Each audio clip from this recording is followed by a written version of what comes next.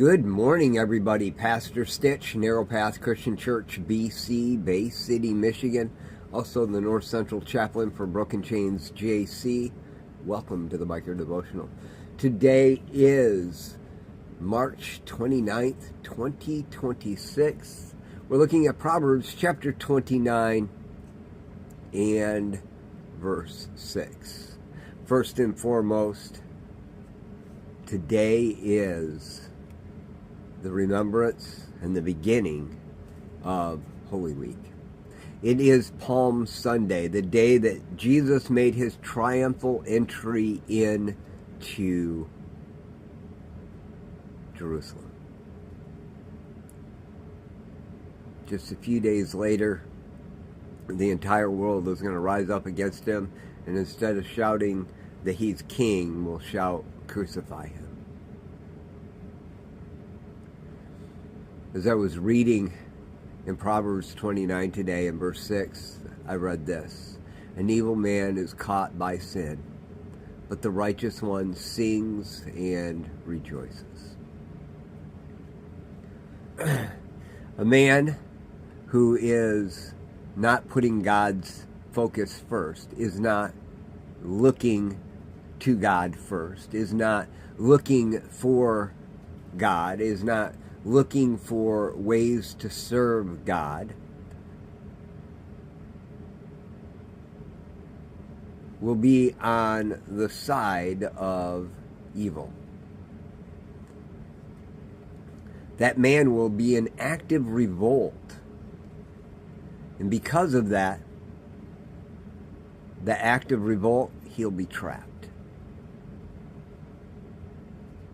Whether he's trapped in his own thoughts, his own desires, his own actions, or trapped by circumstance, he's trapped. But a man who is righteous, a man who, in the midst of all the chaos, is still looking to God and making the declarations that he is God, who is recognizing self, but yet knowing that it is because of the goodness of God that he has the right to look to God in the first place. A righteous one finds himself with opportunity to sing and rejoice.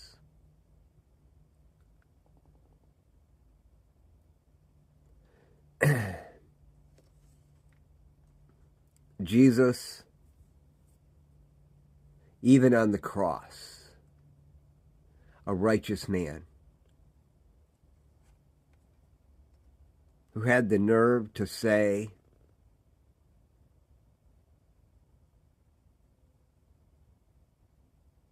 "Father, forgive them. They don't know what they're doing."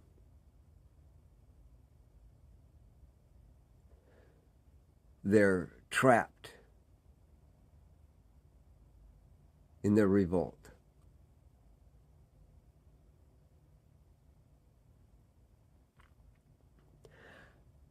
Those words of pain are some of the greatest song hymn, lyric my ears could ever hear.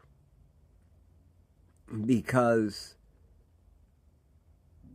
I'm sure I'd be the one crying out as him being king and then being trapped in my revolt later on. And yet Jesus made a way for me to continue to move forward. A righteous one sings and rejoices. And in the moment of mourning, that singing and rejoicing can sound like a dirge, and yet be full of great truths and thankfulness.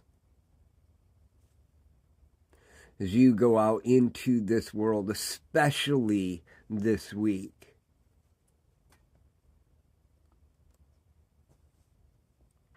Let's remember, we either are going to be in a revolt or we're going to be chasing Jesus. Even Peter found himself in a position where he was humiliated by his actions. But he didn't run away and quit. He turned to the Lord. They all gathered together. He was there with them praying.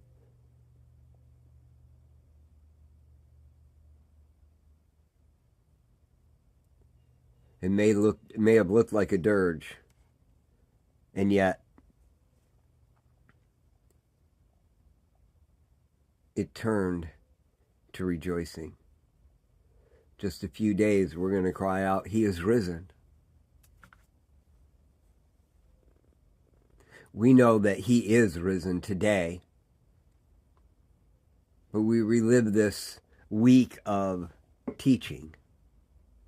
And that's what it was.